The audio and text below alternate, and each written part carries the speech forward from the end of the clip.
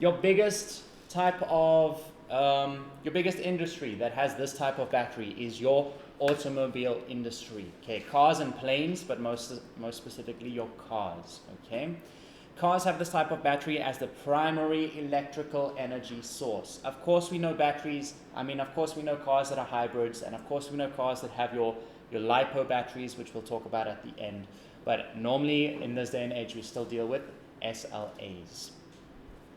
Okay, SLA batteries have other metals in its structure as well that improve its strength and properties to support its weight. Okay, so not only is it made of lead, but it also has other metals. But we already know that because we see the word alloy up for our grid plates.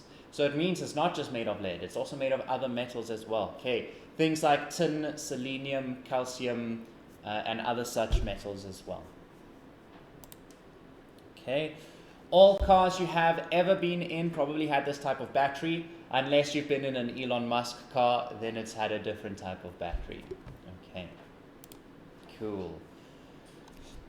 Yes, okay, so your typical metal additives, like I said, tin, selenium, calcium, and then there's also antimony. Now, I don't know much about antimony, so I tend to forget that one on these four here.